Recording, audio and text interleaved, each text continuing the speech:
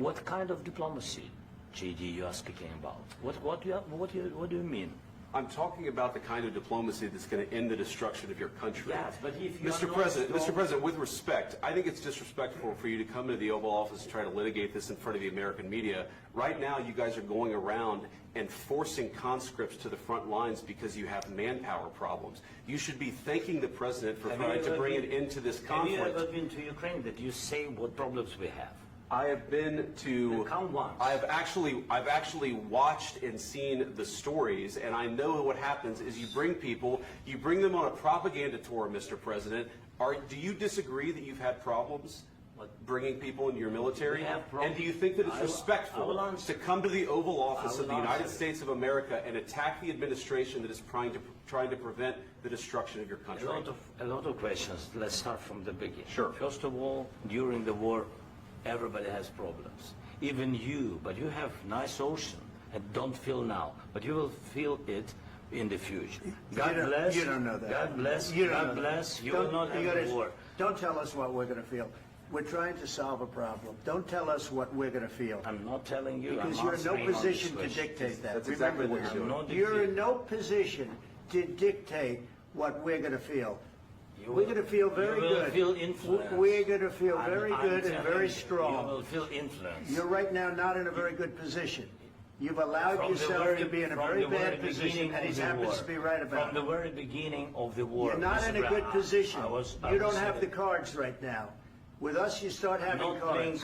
Right now, you don't. You're playing cards. You're playing cards. You're gambling with the lives of millions of people. You're gambling with World War III. You're gambling with World War III. And what you're doing is very disrespectful to the country, this country, that's backed you far more than a lot of people said they should have. Have you said thank you once? This entire meeting? No, in this entire meeting, you said thank you. You went to Pennsylvania and campaigned for the opposition in October. Offer some words of appreciation for the United States of America and the president who's trying to save your country. Please, you think that if you will speak very loudly about the war, you can... He's not speaking loudly. He's not speaking loudly. Your country's in big trouble. Can I answer? Wait a minute. No, you've done a lot of talking. Your country is in big trouble. I know. You're not winning. You're not winning this. You have a damn good chance of coming out okay because of us. Mr. President, we are staying in our country, staying strong from the very beginning of the war. We've been alone, and we are thankful. I said thanks you haven't in been this alone. cabinet. You haven't been alone. In this cabinet. We gave you, through this stupid president, $350 billion. You voted we gave for you your military equipment, and you men are brave, but they had to use our military. If you didn't have our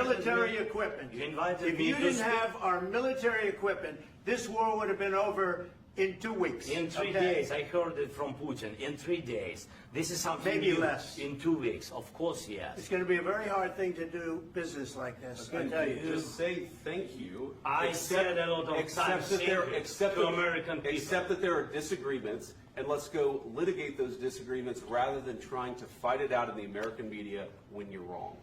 We know that you're wrong. But you see, I think it's good for the American people to see what's going on. I understand, sir. I think it's very important. That's why I kept this going so long. You have to be thankful. You don't have the cards. You're buried there. Your people are dying. You're running low on soldiers. Listen, you're running low on soldiers.